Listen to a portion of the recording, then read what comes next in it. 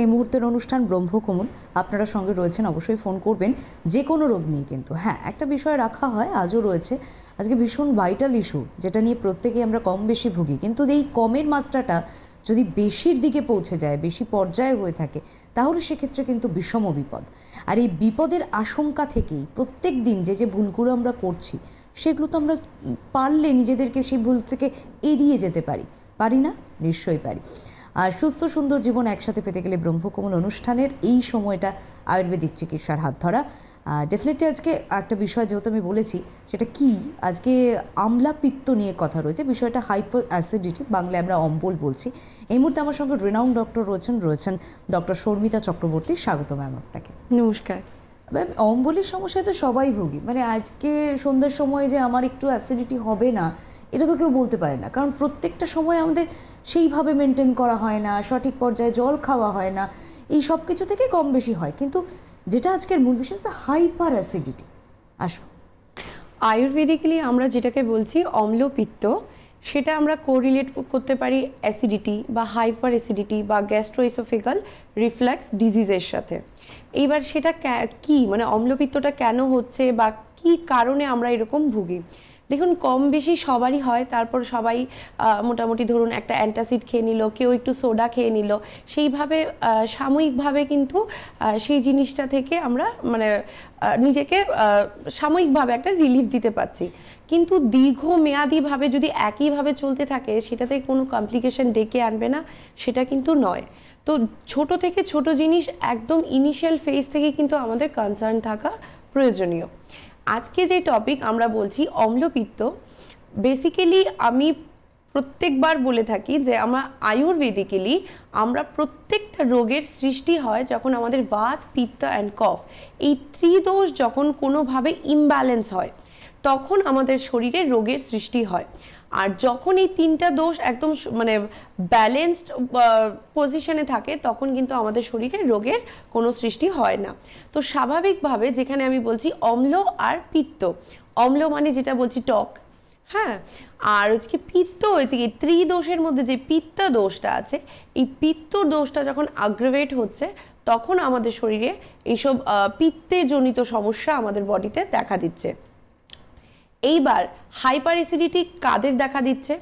দেখুন, এইবার যে আমি বললাম বাত, পিত্ত, কফ, এইবার প্রত্যেকটা মানুষের যে ফেজ থাকে, তো একটা চাইল্ডহুড ফেজ, একটা অ্যাডোলেসেন্ট ফেজ, একটা ম্যাচিওর ফেজ, তারপর একটা ওল্ড এজ ফেজ। তো সেইভাবে যদি ভাগ করি, আমরা আয়ুর্বেদিক্যালি বলতে পারি যে ছোটোবেলাটা সেটা আমাদের হচ্ছে কফের অবস্থা, মানে কফের অবস্থা, বাচ্চাদের দেখবেন সর্দি কাশি এই জিনিসগুলো লেগে থাকে। যে মধ্যাবস্থাটা আছে আমাদের মধ্যে দেখবেন একটা অ্যাঙ্গার ইস্যু, একটা সবসময় ডাইজেস্টিভ ডিসঅর্ডার, এই জিনিসগুলো কিন্তু এই মিড এজটাতে সব থেকে বেশি দেখা যায়।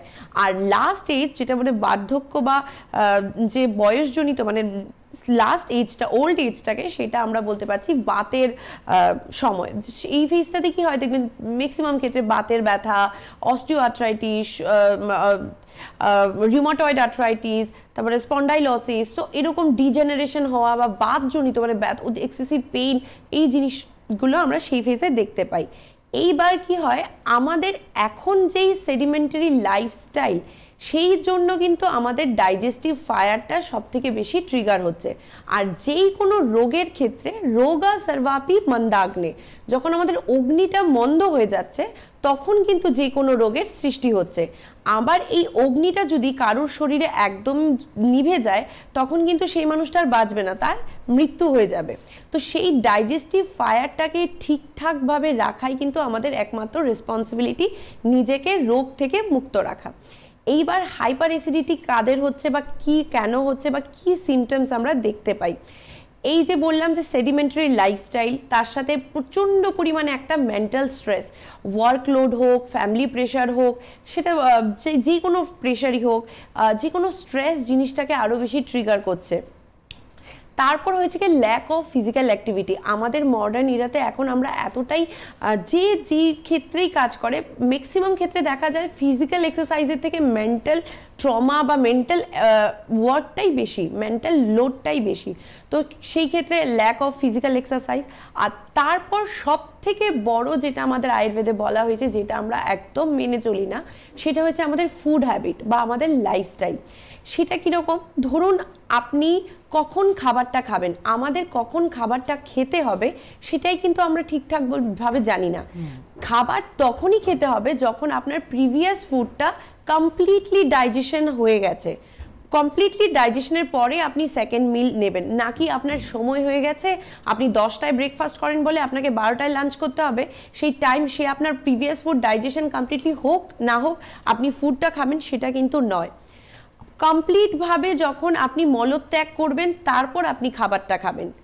ফুড হ্যাবিটটা এরকম করবেন যেটার মধ্যে যেমন পিত্তকালে খাবারটা খাবেন। এবার আমি তো এজ ওয়াইজ বললাম, এবার টাইমিং ওয়াইজ একটা সারাদিন ধরলে সেইভাবেও কিন্তু আমরা দোষটাকে ভাগ করতে পারি। তো পিত্তের কালে খাবারটা খেতে হবে। কখন পিত্তর কালটা, যখন আমাদের মানে সূর্য সব থেকে প্রিক পয়েন্টে আছে, মানে সব থেকে হাইয়েস্ট, সব থেকে হিটেড পজিশনে আছে, তখন আমাদের খাবারটা খেতে হবে। তখন আমাদের ডাইজেস্টিভ ফায়ারটাও সব থেকে প্রিক পয়েন্টে থাকে। মানে ধরুন ব্রেকফাস্টটা আপনি সকাল 10টার মধ্যে করলেন, তারপরে চেষ্টা করুন বা 8টা থেকে 9:30 মধ্যে ব্রেকফাস্টটা করলেন, তারপর আপনি চেষ্টা করুন 12:30 থেকে 1টার মধ্যে লাঞ্চটা কমপ্লিট করে দিতে, যাতে পিত্তকালে আপনার সময়টা থাকে ফুডটা সেইভাবে কমপ্লিটভাবে ডাইজেশন হওয়ার।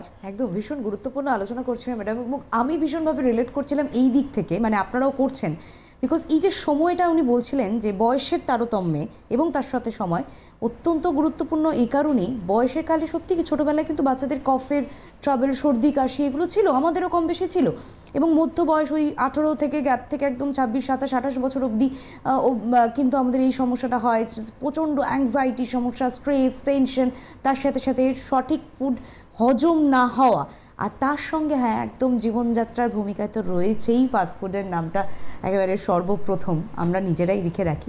হ্যাঁ, টেস্টের তো ডেফিনেটলি ব্যাপার রয়েছেই, ভালো লাগে ওই ফুডগুলো বেশি খেতে, অ্যাডিক্টেড হয়ে যায় আমরা ওই বিষয়ের প্রতি, কিন্তু ওই যে সুস্থ থাকতে গেলে তখন একটুখানি নিজেকে ওর বিষয় থেকে সরিয়ে আনতে হবে, অর্থাৎ ওই বিপদ থেকে এড়াতে গেলে আমাদেরকে ভালো কিছু ইনটেক করতে হবে।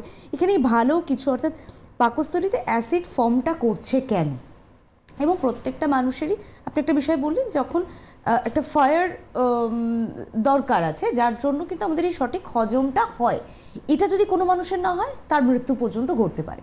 এই জায়গায় পাকস্থলীতে অ্যাসিডিটি ক্রিয়েটটা হঠাৎ করে একটা মানুষের গ্রো আপ হচ্ছে বা কেন, তার তো খাওয়া দাওয়ার একটা ডেফিনেটলি প্রবলেম রয়েছে, তার সাথে সাথে শারীরিক আর কি কি সমস্যা থাকে? দেখুন, আমরা যখন খাবারটা খাচ্ছি তখন আমাদের স্টমাক থেকে একটা জুস সিক্রেট হয়। সেই জুসটা বেসিক্যালি কি, এটার মধ্যে সোডিয়াম ক্লোরাইড থাকে, পটাশিয়াম ক্লোরাইড থাকে, আর সব থেকে বেশি যেটা থাকে এটা হচ্ছে কি হাইড্রোক্লোরিক অ্যাসিড। তো এই অ্যাসিডটা আমাদের কি হয়, ডাইজেশনে হেল্প করে। কিন্তু due to our sedentary lifestyle ধরুন ঠিকঠাকভাবে প্রপার ডাইজেশন, সেটা প্রপার ডাইজেশন হয়ে গেল, এবার ডাইজেস্টিভ রুট দিয়ে তো খাবারটা নেমে যায়। এবার হাইড্রোক্লোরিক অ্যাসিডটা যখন এক্সেসিভ পরিমাণে আমাদের বডিতে সিক্রেশন হয়ে যায়, তখন আমাদের কিন্তু এসব অ্যাসিডিটি বলুন বা ফার্দার এটা থেকে আলসার বলুন, আরও ক্রনিক ডিজিজেস আমরা ভুগি। তো সেইভাবেই জিনিসটা হয়। এই যে ক্রাশ ডায়েটিংয়ে অভ্যস্ত মানুষ দিনের পর দিন হয়তো সকালটা খানই না, মানে ব্রেকফাস্টটাই অ্যাভয়েড করেছেন, এবং প্রচুর ঘরের মারা রয়েছেন যাদেরকে আমরা দেখেছি ছোটোবেলা থেকে, তারা এত কর্মব্যস্ততার ভিতরে থাকতেন, সংসার সামলাতে গিয়ে, সন্তানকে ভালো রাখতে গিয়ে, হাজব্যান্ডকে ভালো রাখতে গিয়ে তিনি নিজের প্রতি নিজের অনীহা করেছেন, দীর্ঘ সময়ের ওপর তারা না খাওয়া। এটাও কি পরবর্তী সময় আজকে হাইপার অ্যাসিডিটির মতো সমস্যা আনতে পারে? একদমই তাই। আপনি ম্যাক্সিমাম কেসে যখন দেখবেন যে গ্যাস্ট্রিক আলসার বা ডিউডেনাল আলসার, এই পেশেন্টের যখন আপনি কেস হিস্ট্রিটা নেবেন, তখন কিন্তু দেখবেন যে ওরা কিন্তু দীর্ঘক্ষণ সেই লেট নাইট রাত্রেবেলা যেই খাবারটা খেয়েছে, তার পরের দিন 12 ঘন্টা, 13 ঘন্টা, 14 ঘন্টা গ্যাপের পরে ব্রেকফাস্ট স্কিপ করে ওরা ব্রাঞ্চ করছে।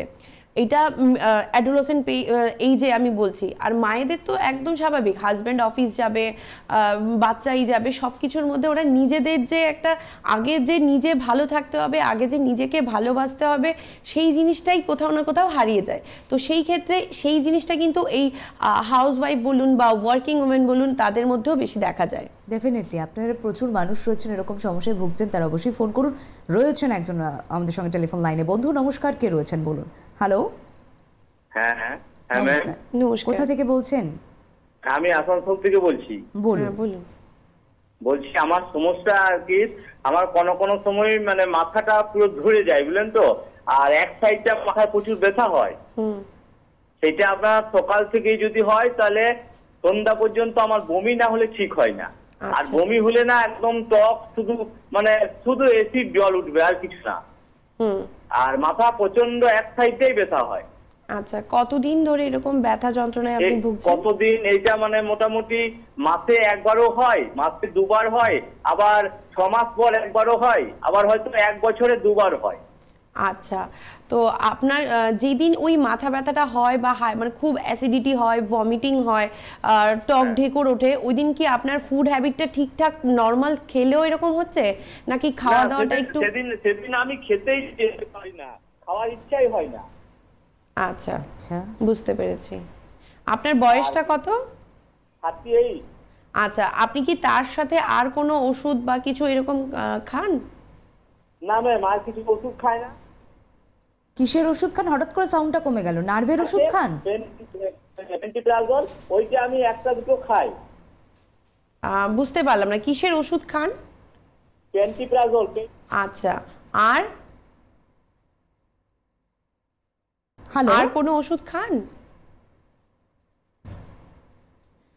ফোনটা কাট হয়ে গেল। না, হ্যাঁ, উনি অ্যাকচুয়ালি মেডিসিনের নামটা জিজ্ঞাসা নয়, আপনি কোন বিষয়ে ওষুধ খাচ্ছেন সেটা বিষয়।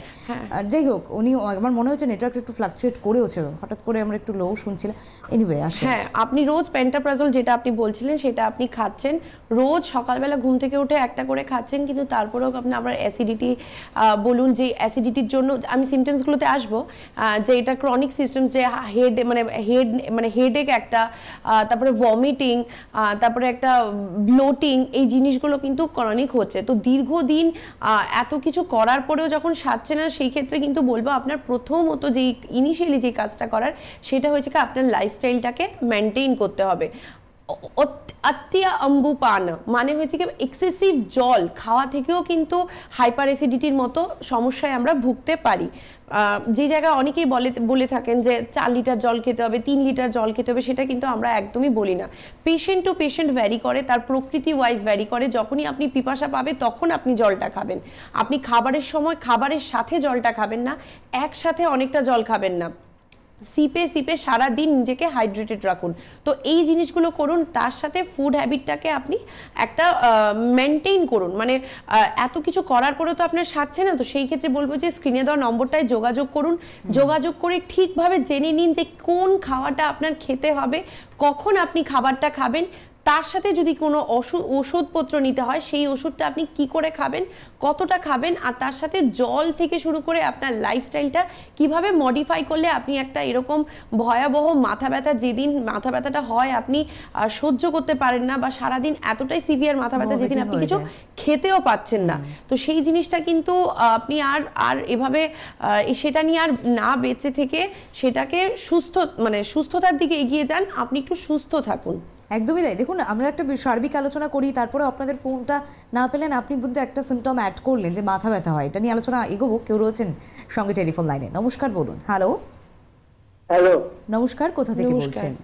আমি বহরমপুর থেকে বলছি। বহরমপুর থেকে, হ্যাঁ বলুন। বলছি যে আমার সকালবেলায় পটিটা হওয়ার পর দারুণ শরীর খারাপ করে, সঙ্গে সঙ্গে মানে খিদে লাগে, সঙ্গে সঙ্গে রান্না করা তরকারি থাকে, ভাত থাকে, আমি খেয়ে নিই।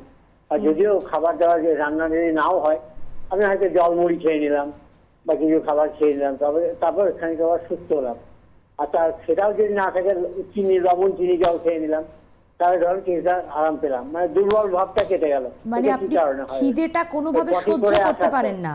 তার রাত্রিতে আমার হয় কি, ওই শোয়ার আগে একটু ইসবগুলের ভুচি খাই, বুঝলেন, তারপর শাকসবজি, রাত্রে ভাত খাই না, রুটি খাই, রুটি তরকারি, সবজিটা খাই বেশি, মাছ মাংস খাই না বললেই চলে, ওই মাছ খেলে ছোট মাছ খাই, এই ব্যাপার আর কি।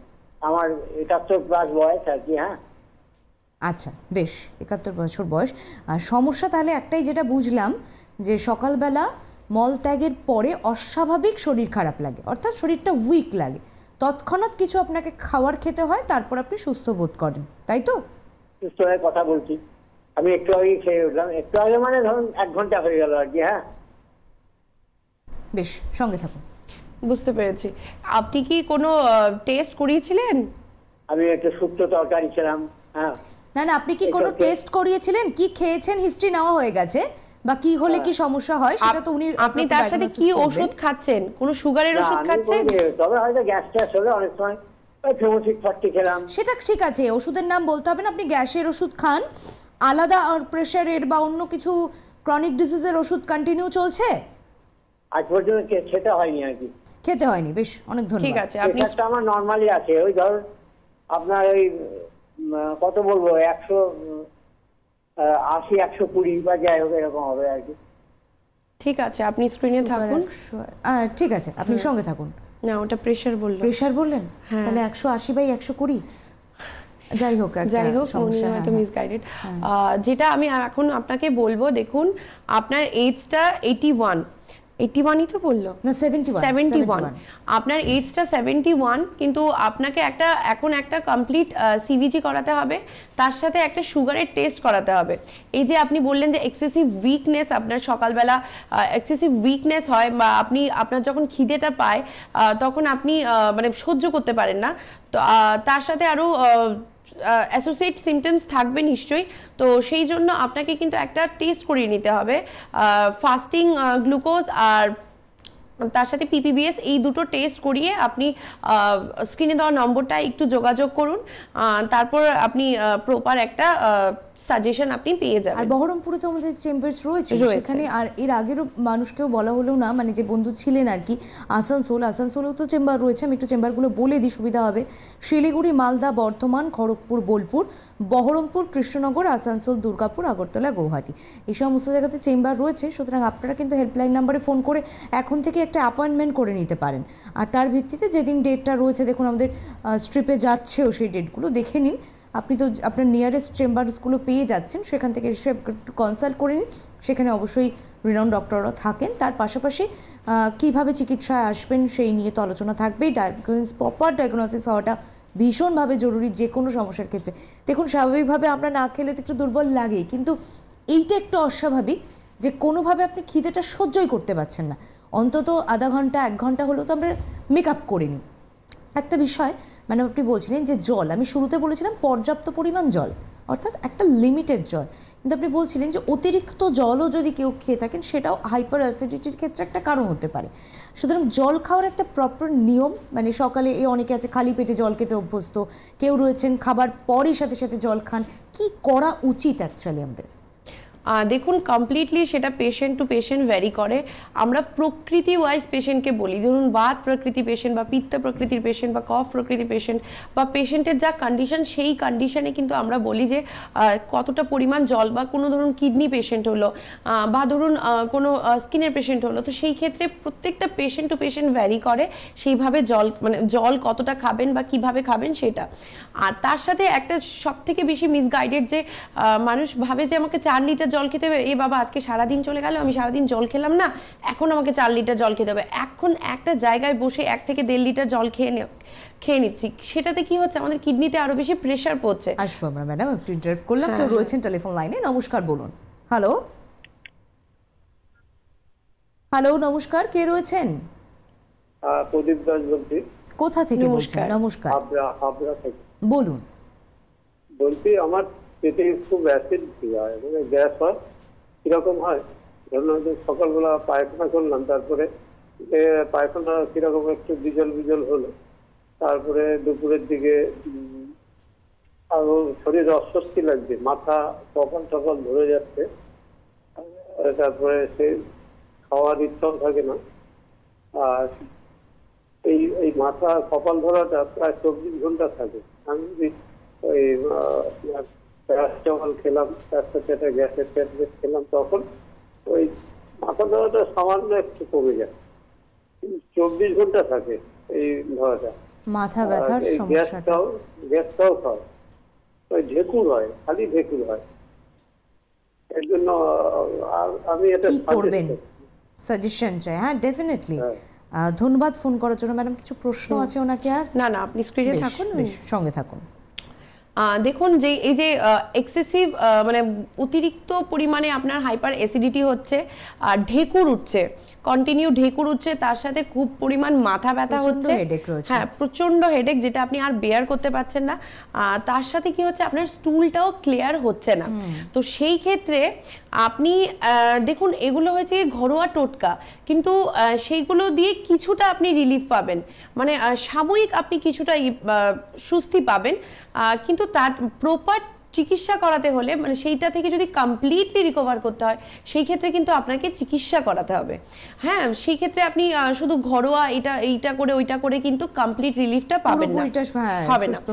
আপাতত আপনি রোজ কি করবেন, 1 টিস্পুন মেথি আর 1 টিস্পুন জিরে, ঠিক আছে, আর হয়েছে কি 1 টিস্পুন মৌরি, এই তিনটাকে ফুটিয়ে একটা গ্লাস জল সেটা আপনি রোজ সকালে খান, সেটা আপনার পেটটাকে শান্ত রাখবে আর আপনার এই যে অতিরিক্ত গ্যাস বা এই জিনিসটাকে কিছুটা অনেকটাই মানে শান্ত করবে। তো সাময়িকভাবে সেই জিনিসগুলো করুন। আর যেটা বললাম আমি, খাবার দাবারগুলো একটু টাইমে খাবেন, খাবার আধ ঘন্টা আগে জল খান, খাবার আধ ঘন্টা পরে জল খান, খাবার খেতে বসে তখন জল খাবেন না।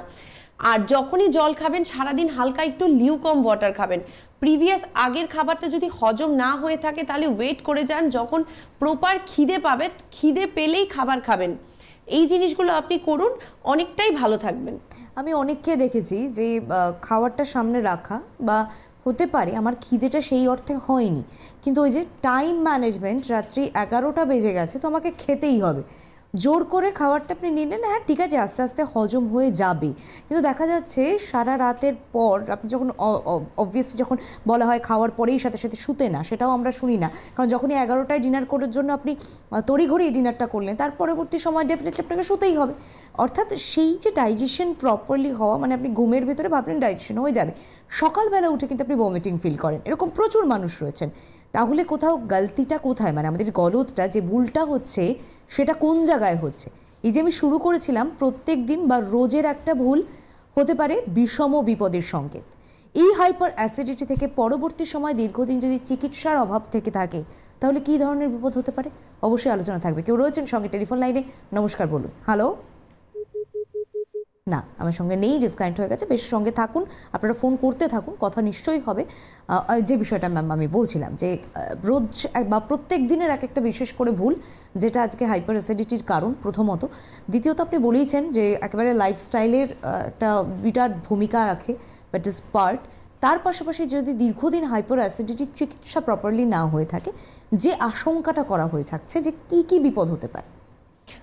দেখুন, প্রথমত হচ্ছে কি কমপ্লিকেশন যেটা হচ্ছে সেটা কিন্তু দীর্ঘদিন হাইপার অ্যাসিডিটি, ওই যে বললাম হাইড্রোক্লোরিক মানে অ্যাসিডটা কন্টিনিউ সিক্রেশন হচ্ছে, সেখানে প্রপার ডাইজেশন হচ্ছে না, তো সেই ক্ষেত্রে কিন্তু পিত্তের সাথে কিন্তু রক্তের রিলেশন আছে, দুটোর প্রপার্টি সেম।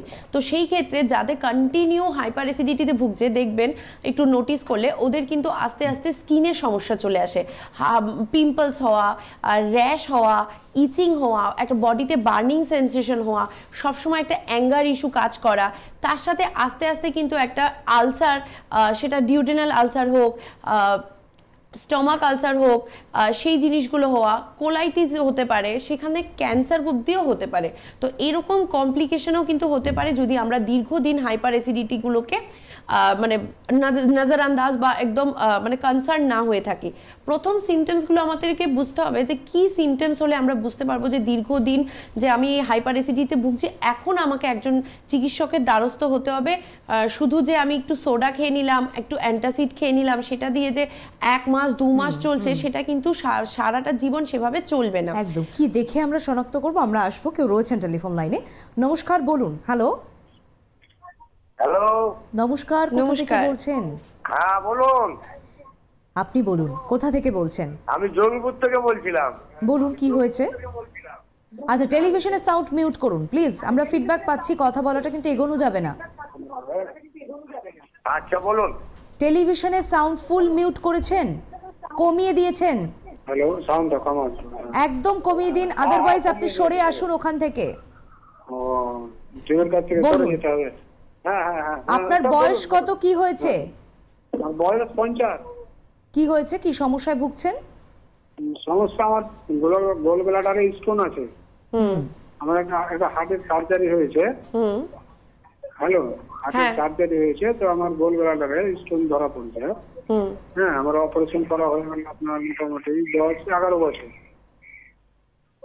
অপারেশন কতদিন আগে হয়েছে? অপারেশন করা 11 বছর চলছে। 11 বছর হয়েছে, হ্যাঁ। হার্টের অপারেশনটা? হ্যাঁ, হার্টেরটা। গলব্লাডার স্টোন এখন ধরা পড়েছে? হ্যাঁ, এই মোটামুটি মাস 6 হলো। বেশ। পেটে ব্যথা হয়েছিল একদিন, হসপিটালে আপনার করালাম, ছবি করলাম। ছবি করার পর বললো যে স্টোন আছে, অপারেশন করতে হবে। তো এর বিনা অপারেশনের কোনো উপায় আছে? বেশ, আপনি কনসাল্ট করেছেন ডক্টর, সেখানে অপারেশনের কথা বলা হয়েছে। আপনি কি চাইছেন, আয়ুর্বেদিক চিকিৎসা করাতে? আমি চাইছি যে আয়ুর্বেদিক চিকিৎসা থেকে কাজ হবে। কাজ হবে কিনা এই প্রশ্নটা প্লিজ করবেন না, সঙ্গে থাকুন। এটা তো সত্যি আজকের দিনে দাঁড়িয়ে আমার মনে হয় এই জিজ্ঞাসাটা একেবারেই কাম্য নয়। আসি আলোচনায়। যে আপনি যেটা বললেন কলিলিথিয়াসিস বা যে গল ব্লাডারে স্টোন হয়ে আছে, সেটার কিন্তু সাইজটা জানাটা খুব প্রয়োজনীয়। যদি এটা রেনাল ক্যালকুলাস হতো তাহলে আমি কনফিডেন্টলি বলতে পারতাম, বাট সিন্স এটা গল ব্লাডারে স্টোন, সেই ক্ষেত্রে আমাকে আপনার রিপোর্ট দেখতে হবে, সেই ক্যালকুলাসগুলোর সাইজটা কত আছে সেটা দেখতে হবে, তারপরে আমি আপনাকে অ্যাসুরেন্স দেবো। তো সেই জন্য বলবো যে স্ক্রিনে দেওয়া নম্বরটায় আপনি যোগাযোগ করে একটা কনসালটেশন নিয়ে নিন, আপনার রিপোর্টসগুলো পাঠান, তারপরে আমরা প্রপার কনসালটেশন করে আপনাকে জানাতে পারবো যে সেটা কি আমরা ট্রিটমেন্ট ফার্দার প্রসিজিওর কন্টিনিউ করব, নাকি আপনাকে আপনার সার্জারি আপনার জন্য একটা বেস্ট প্রসিজিওর হবে। ডেফিনেটলি। আরেকজন বন্ধু সঙ্গে রয়েছেন। আচ্ছা, সময় নেই, একদমই সময় নেই, সেখানেই থামতে হবে। ধন্যবাদ জানাবো ম্যাডাম আপনাকে, ধন্যবাদ আপনাদেরকেও জানাই, নমস্কার।